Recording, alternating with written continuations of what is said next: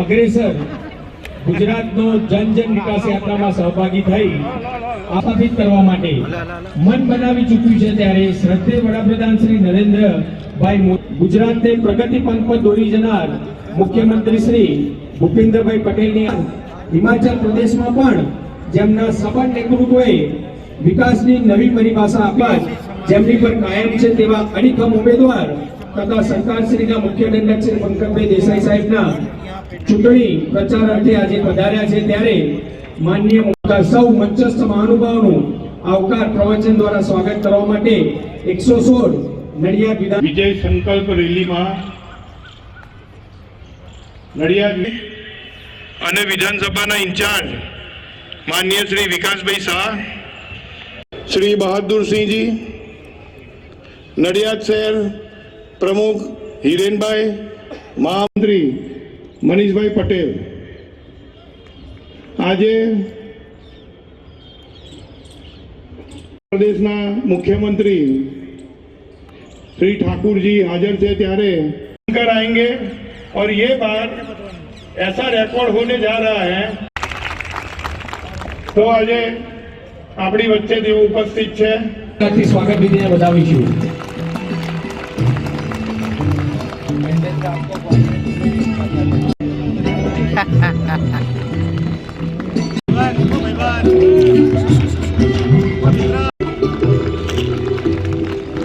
આ બાજુ ફણીભાઈ બ્રહ્મટ નડિયાદ નગરપાલિકાના પ્રમુખ, બાજુ નાલીબેન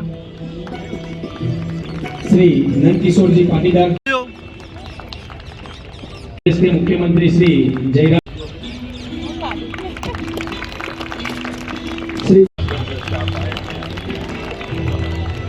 श्री देसाई साहब को मैं प्रवचन के लिए सादर આજે આપણી વચ્ચે આજે બહુ ગર્વ સાથે કહું છું કે જ્યારે નરેન્દ્રભાઈ મોદી સાહેબે આપણા સરદાર સાહેબની જે સ્ટેચ્યુ બનાવવાનું નક્કી કર્યું, દુનિયામાં સૌથી મોટું, અને એ સ્ટેચ્યુ બનાવવા માટે જ્યારે લોખંડ ઉઘરાવાનો જે કાર્યક્રમ આપ્યો હતો, અને એ કાર્યક્રમની અંદર મારે વસુબેન તે વખતે મંત્રી તરીકે હતા અને એમની સાથે શિમલા જવાનું થયું હતું, અને જોગાનું જોગ આજે અહીંયા જ્યારે મુખ્યમંત્રી શ્રી તરીકે જયરામજી અહીંયા ઉપસ્થિત છે, ત્યારે તે વખતે 98 થી ધારાસભ્ય છે, તો તે વખતે પણ એ ધારાસભ્ય હતા અને એમની જવાબદારી લોખંડ ભેગું કરવા માટે આખા હિમાચલ પ્રદેશની હતી, અને એમણે તે વખતે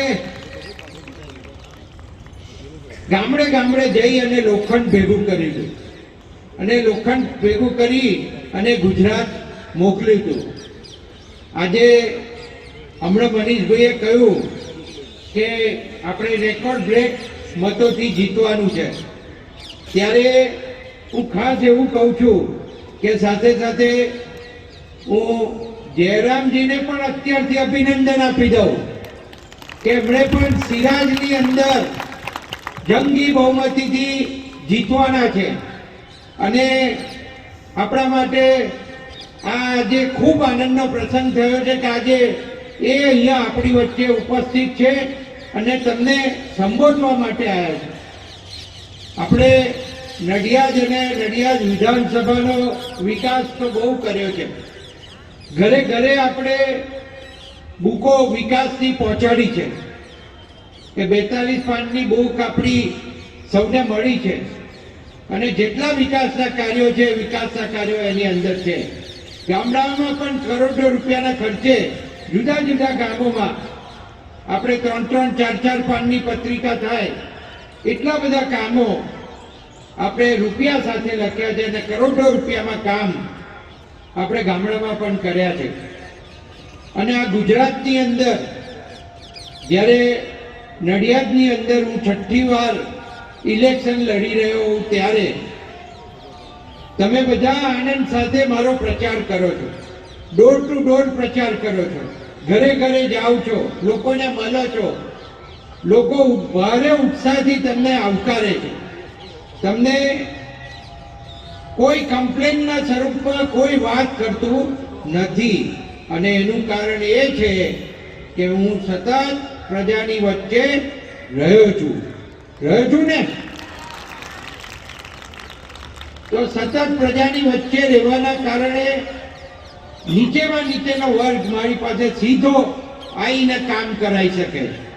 મારી પાસે આવવામાં કોઈ ઓળખાણની જરૂર હોતી નથી અને સીધું કામ એની સામે બેસાડીને એની સામે જ એને ફોન કરી અને એનું કામ પૂરું થાય ત્યાં સુધીની હું દરકાર રાખતો હોઉં છું.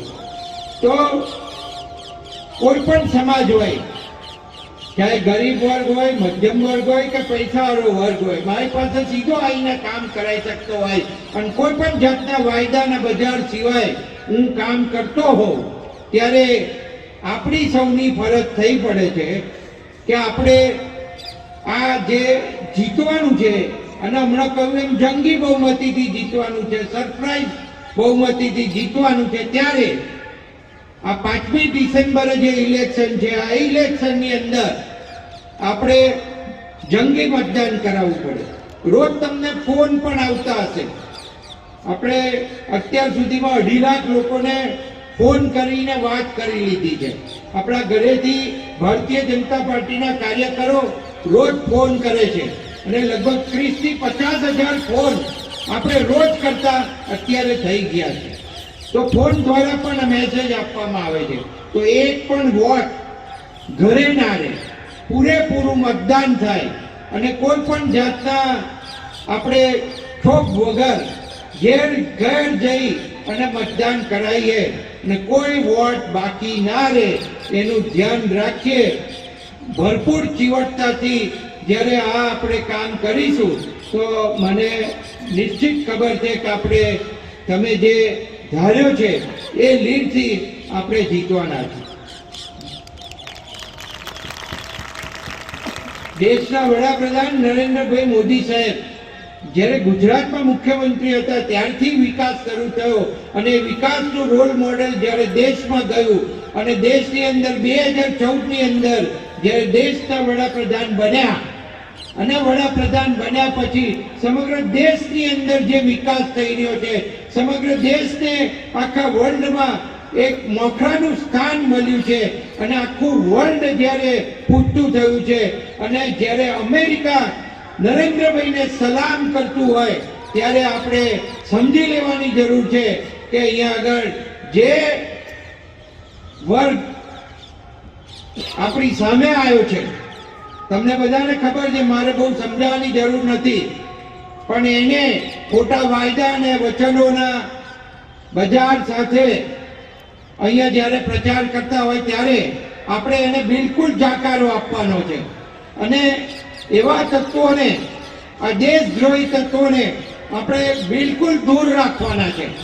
એક પણ દેશદ્રોહી તત્વ આ ગુજરાતની અંદર છૂટાય નહીં એની આપણે જ્યારે કાળજી રાખવાની હોય ત્યારે આપણે સૌ ભેગા થઈ અને નરેન્દ્ર મોદીજીએ જે વિકાસ કર્યો છે અને એને આપણા મુખ્યમંત્રી શ્રી ભૂપેન્દ્રભાઈ પટેલ સાહેબે જે વિકાસને આગળ વધારી રહ્યા છે, આપણા પ્રદેશ પ્રમુખ શ્રી આર પાટીલ સાહેબે અદ્યતન ટેકનોલોજી દ્વારા જે પ્રચાર ઘરે ઘરે પહોંચાડ્યો છે એ પ્રચારને વેગવંતો બનાવીને આ ગુજરાતની અંદર આપણે 150 કરતા વધારે સીટ લાવી અને નરેન્દ્રભાઈના ચરણોમાં ધરીએ એવું આપણે સૌ કરીએ અને એમાં તમે સૌ સહભાગી બનો.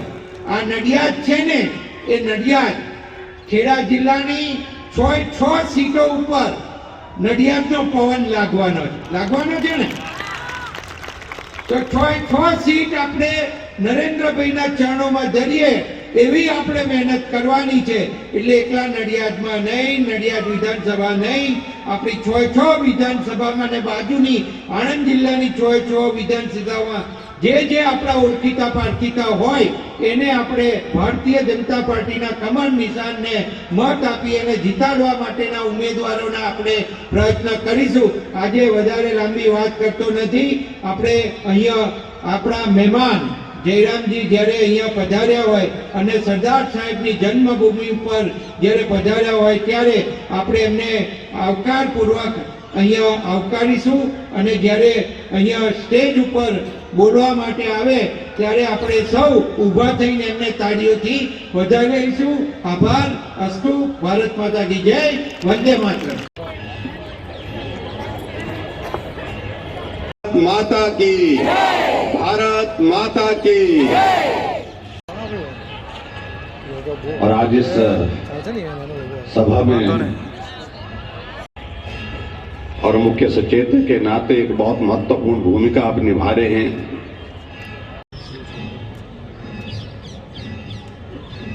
मैं समझता हूं मेरे लिए यह सौभाग्य की बात है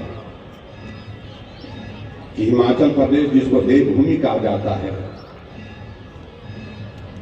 वहां से आने के पश्चात यहाँ का गुजरात में आप सबके बीच में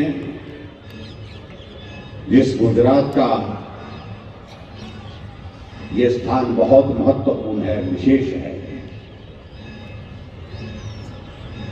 सरदार वल्लभ भाई पटेल जी की जन्मस्थली में यहाँ पर नमन करने का मुझे सौभाग्य प्राप्त हुआ। इसके लिए मैं आप सभी का आभार व्यक्त करता हूं, आप सबका धन्यवाद करता हूं।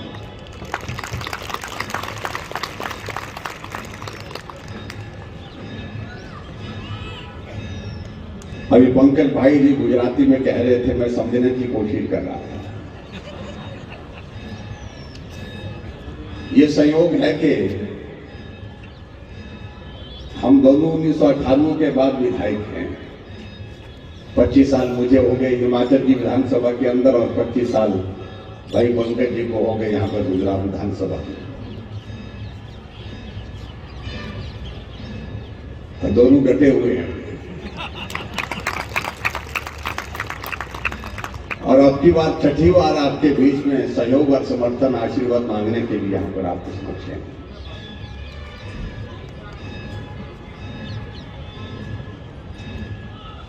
पिछली बार जीते तो लगभग 5 गुना बहुमत के साथ ये जीत करके विधानसभा के अंदर पहुंचे,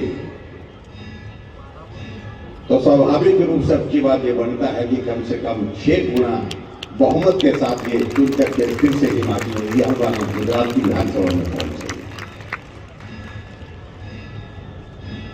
और जब हम दोनों एक चीज तय कर लेते हैं, आप भी अपना रिकॉर्ड तोड़िए, हम भी अपना रिकॉर्ड तोड़िए।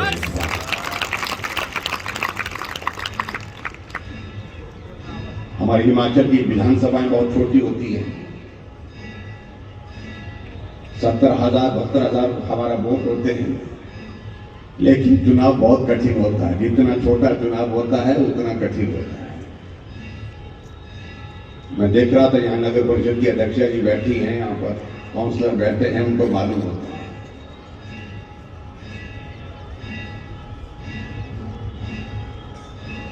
एक संयोग का जिक्र किया कि जब मुझे कहा कि आपको गुजरात जाना है, हम सोचने लगे कि गुजरात जाकर के करेंगे क्या, चुनाव तो एक तरफा है,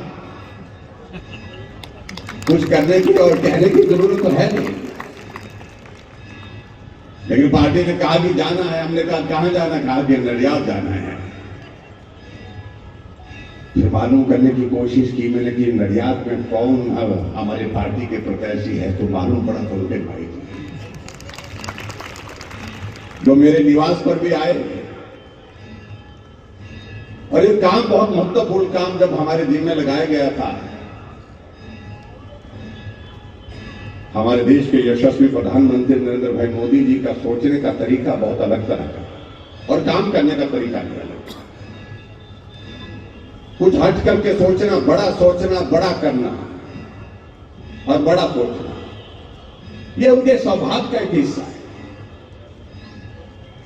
उन्होंने एक बात को तय किया कि देश की आजादी के लिए बहुत सारे लोगों ने जीवन की कुर्बानी दी है, हमने अपना योगदान दिया है।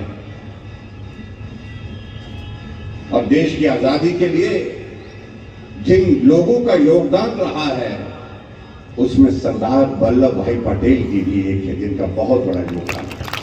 भारत माता की। लेकिन जितना उनका योगदान रहा है कि उसके अनुरूप उनको वो सम्मान, वो स्थान वो हासिल किया है क्या, वो दिया है क्या?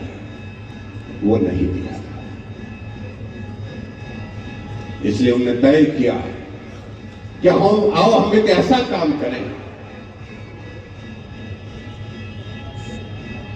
कि सरदार वल्लभ भाई पटेल जी जिन्होंने देश को आजाद होने के बाद भारत को एक करने में बहुत महत्वपूर्ण भूमिका निभाई, इस भारत के 562 से ज्यादा रियासतों को एक करके इकट्ठा करके इस भारत को एक स्वरूप दिया, और इसलिए उनको लौह पुरुष के रूप में भी कहा जाता है। उनके इस योगदान को स्मरण करते हुए एक स्टैच्यू ऑफ यूनिटी की एक शुरुआत करें, और वो स्टैच्यू ऑफ यूनिटी ऐसी हो कि पूरे दुनिया के सारी जितनी भी स्टैच्यू बनी है सबका साइज लिया गया और तय किया कि सबसे बड़ी स्टैच्यू होगी तो सरदार वल्लभ भाई पटेल की होगी, दुनिया में सबसे ऊंची। और जब इस काम को कहा कि इस काम में पूरे देश को भी जोड़ना चाहिए, और पूरे देश को जब जोड़ने की बात आई तो गुजरात की सरकार के मंत्रियों की ड्यूटी लगाई गई अलग अलग प्रदेशों और हिमाचल प्रदेश में भी आए थे, और हिमाचल प्रदेश में विधायक और मंत्री लोग आए, और उसमें पंकज भाई जी भी साथ थे। और हिमाचल प्रदेश को उस वक्त को मिट्टी और वो जो लोहा किसानों का खेत का जो उपयोग करने वाला जो लोहा उसको इकट्ठा करने का संयोजक के नाते जिम्मेवारी मिली थी हिमाचल प्रदेश में। और हमने पूरे हिमाचल प्रदेश में गांव गांव में जाकर के उस काम को किया। तो शिमला में आपका आगमन हुआ था, और उस कार्यक्रम में हमारा मिलना हुआ था। आपके साथ में मंत्री थे, क्या नाम? पशुबेन जी। वो साथ में थे, वो मंत्री थे उस वक्त। तो हमने कार्यक्रम भी किया, और अच्छा कार्यक्रम वहां पर शिमला में हुआ। हम शिमला के रिज के मैदान में माल रोड पर भी घूमने के लिए इकट्ठा हुए थे। वहां पर भी हम हमारे फोटो वहां पर खींचे गए वक्त, तो यादें पुरानी ताजा हो गई। इसलिए हमारा बहुत पुराना संबंध आज याद करते हुए ताजा हो गया।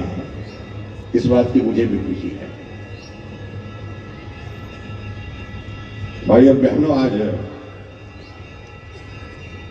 गुजरात के चुनाव के सिलसिले में हम भी अपना सहयोग देने के लिए थोड़ा सा जो अंश के रूप में अपना सहयोग दे सकते हैं, उसके लिए हम आपके बीच में आए, एक पार्टी के कार्यकर्ता के नाते। हिमाचल प्रदेश में हमारे चुनाव हो चुके हैं। गिनती हमारी 8 तारीख के लिए निर्धारित है, जिस दिन आप सबकी यहां की भी गिनती होगी, यहां मतदान करने के पश्चात। लेकिन मैं एक बात मैं जरूर कहना चाहता हूं कि हिमाचल प्रदेश में भारतीय जनता पार्टी की सरकार अब की बार निश्चित रूप से फिर से बनेगी। हमारी वहां पर रिवाज बना होता, हर 5 वर्ष के बाद सरकार बदल जाती, और इसलिए अब की बार हमने नारा ही नहीं दिया, और कोई नारा नहीं है कि अब की बार रिवाज बदलेंगे, क्योंकि रिवाज पूरे देश में बदल गया भाई। जिन राज्यों में सरकारें नहीं थी वहां सरकारें बन गई। आदरणीय नरेंद्र भाई मोदी जी के आशीर्वाद से, उनके नेतृत्व जिस तरह से पार्टी को मिला है, देश को मिला है। जहां सरकारें बनकर के 5 वर्ष के बाद बदल जाती थी, वहां फिर से सरकारें बनकर के चल रही है। हमारा पड़ोस का राज्य है हिमाचल का, उत्तराखंड, हर 5 वर्ष के बाद सरकार बदल जाती थी, लेकिन अब की बार भाजपा के बाद फिर भाजपा की सरकार बनी। 37 वर्षों के बाद उत्तर प्रदेश में जहां हर 5 वर्ष के बाद सरकार बदल जाती थी, अब की बार फिर भाजपा की सरकार, योगी जी थे, फिर योगी जी आए। लेकिन मैं एक बात सीखने के लिए आया हूं आपके बीच में यहां। ये गुजरात एक मॉडल स्टेट है जहां से काम करने का तरीका भी उनको सीखना है और सरकार बार बार बनाने का तरीका भी सीखना है।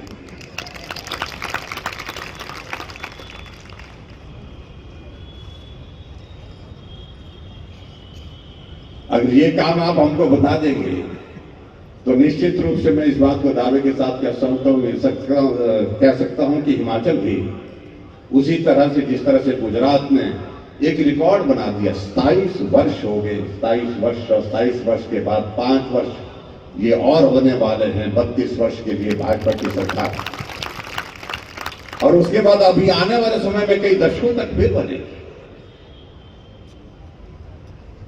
ये महज एक सहयोग नहीं है कि सरकार बन रही है तो बनती रहेगी। यहां के लोगों ने बहुत बड़ा उसमें योगदान किया है, और सबसे बड़ा योगदान हमारे देश के यशस्वी प्रधानमंत्री नरेंद्र भाई मोदी जी का है।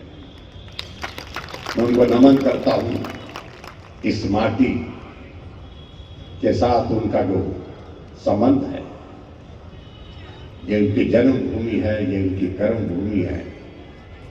आज गुजरात का जिक्र देश के अंदर नहीं होता है, देश के बाहर पूरा दुनिया भर में होता है, इसलिए क्योंकि नरेंद्र भाई मोदी जी और हमारे देश के यशस्वी प्रधानमंत्री नरेंद्र भाई मोदी जी को ताकत मिलेगी, मजबूती मिलेगी जब आपके इस विधानसभा क्षेत्र का जीत का रिकॉर्ड पहले से और ज्यादा बढ़ेगा। और गुजरात नरेंद्र भाई जी के साथ, पूरा देश नरेंद्र भाई जी के साथ, हिमाचल मोदी जी के साथ, और ऐसे में निश्चित रूप से आने वाले समय में उनको आगे बढ़ने का हौसला मिलेगा, ताकत मिलेगी। उस ताकत को हम सबको बनना है। तो यही मुझे आप सबसे निवेदन करना है, और इसलिए मैं आप सबके बीच में एक ही निवेदन करना चाहता हूं। आज पूरा देश अलग पहचान के साथ पूरे दुनिया के मानचित्र पर खड़ा है। धारा 370 समाप्त होनी चाहिए थे हमारे आंखों के सामने। कभी हमने सोचा भी नहीं था कि हम अपने जीवन में उस दृश्य को देख सकेंगे, लेकिन अवसर आया, तब आया जब नरेंद्र भाई मोदी जी देश के प्रधानमंत्री बने। हमने लोकसभा और राज्यसभा में अपने आंखों के सामने धारा 370 को समाप्त होते देखा। हम कहते थे रामलला हम आएंगे, मंदिर वहीं बनाएंगे, लेकिन कहते थे अपने दिल को तसल्ली देने के लिए कहते थे। लेकिन अवसर आया जब नरेंद्र भाई मोदी जी देश के प्रधानमंत्री बने। हमने नरेंद्र भाई मोदी जी को अपने हाथों से भव्य मंदिर का शिलान्यास करते देखा। इससे बड़ा सौभाग्य हमारा कोई नहीं हो सकता है। इस दृश्य को देखने के लिए पीढ़ियों चली गई, सौभाग्य नहीं मिल पाया। हम सब लोगों और आप सब लोगों को यह सौभाग्य प्राप्त हुआ है। आओ हम आज के इस दिन प्रण करते हैं कि आपके इस विधानसभा क्षेत्र नडियाद से अब की बार फिर से पंकज भाई जी को रिकॉर्ड वोटों के साथ जिता करके विधानसभा में भेजेंगे, और गुजरात में भारतीय जनता पार्टी की सरकार फिर से सत्ता में आएगी। और सत्ता में आने के पश्चात आपके इस क्षेत्र के विकास के लिए प्राथमिकता निश्चित रूप से रहेगी। उस सारी चीज को पूरा करने के लिए हम मिलकर के एक काम करें कि ज्यादा से ज्यादा मतदान करें। यही मैं आप सबसे निवेदन करना चाहूंगा। और भाई पंकज जी को मैं अपनी ओर से बहुत बहुत बधाई भी और शुभकामनाएं भी देता हूं। छठी बार जीतेंगे आप, और छठी बार जिस दिन आप जीतेंगे उस दिन हमारा भी परिणाम है, हम आपस में एक दूसरे को बधाई देंगे। और आज तो मैं शुभकामनाएं देता हूँ, बधाई भी देंगे 8 तारीख को। इतनी बात कहते हुए आप सब आज के इस कार्यक्रम में यहाँ पर पहुंचे, आप सबका बहुत बहुत धन्यवाद। नमस्कार, जय हिंद,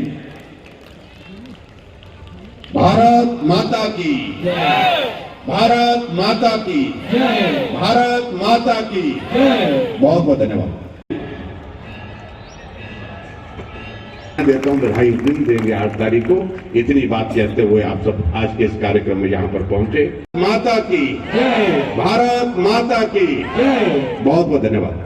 माता की, भारत माता की धन्यवाद। सर क्या कहेंगे, आज नडियाद में आप आए हैं, सरदार पटेल की जन्मस्थली है, खासतौर पर जो चुनाव आ रहे हैं इसके ऊपर क्या कहना है, जो आम आदमी पार्टी भी इस बार गुजरात में चुनाव कर रहे हैं? देखिए, एक तो बड़ा मैं स्पष्ट कर रहा हूं कि गुजरात अब की बार इतिहास दर्ज करने वाला है।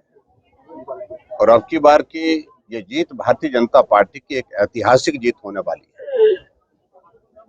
मत प्रतिशत में भी रिकॉर्ड टूटेगा और सीटों का नंबर भी उसमें भी रिकॉर्ड टूटेगा। भारतीय जनता पार्टी एक तरफा ये चुनाव है, मैं समझता हूँ भारतीय जनता पार्टी के पक्ष में, और स्वाभाविक रूप से इसका बहुत बड़ा श्रेय आदरणीय प्रधानमंत्री नरेंद्र भाई मोदी जी को जाता है। यहाँ हर व्यक्ति हर घर से भावनात्मक दृष्टि से उनके साथ जुड़ा है। एक इमोशनल कनेक्ट उनका जो है वो यहाँ इस प्रदेश के साथ है, क्योंकि उनका अपना ये प्रदेश है। और दूसरे यहाँ पर गुजरात मॉडल जो डेवलपमेंट कर रहा है वो पूरे देश के लिए एक मार्गदर्शक है। हम लोग भी बहुत सारी चीजों को गुजरात के माध्यम, गुजरात में क्या अच्छा हुआ है उसको पढ़ते हैं, उसका अध्ययन करते हैं, अपने राज्य में उनको लागू करने का प्रयत्न करते हैं। और डेवलपमेंट का मॉडल जो गुजरात का है वो भी एक बहुत बड़ा एक कारण है जिसके कारण यहाँ पर जीत हमारी बड़ी होने वाली है। जहां तक आप बोल रहे हैं दूसरी पार्टी कांग्रेस पार्टी की हालत तो इस प्रकार की है, वो तो पूरे देश भर में कहीं मिल नहीं रही है। और जहां नई जो पार्टी जिसका जिक्र कर रहे हैं केजरीवाल, उनके बारे में तो मैं सिर्फ इतना ही कहना चाह रहा हूं कि वो एक्सपोज्ड हैं पूरी तरह से और बुरी तरह से एक्सपोज्ड हैं। जो भ्रष्टाचार के खिलाफ कभी बात करते थे आज अकंठ भ्रष्टाचार में डूबे हैं। उनके मंत्री जेल की सलाखों के पीछे हैं भ्रष्टाचार के आरोप में, और टिकट बेचे जा रहे हैं पैसे दे करके। ये हम नहीं कह रहे हैं, उनकी ही पार्टी के लोग जो टिकट मांग रहे थे उनसे पैसा मांगा गया, एक नहीं मांगा गया, एक बार नहीं अनेक बार। तो इसलिए वो एक्सपोज्ड है और मुझे लगता है कि गुजरात की जनता उनको सिरे से नकार देगी। जिस तरह से हिमाचल की जनता ने तय किया, वो एक भी चुनाव के दिनों में एक भी सभा करने के लिए हिमाचल प्रदेश में नहीं आ सके। 67 सीटों पर चुनाव लड़ा और 67 की 67 सीटों पर जमानत जब्त हो गई।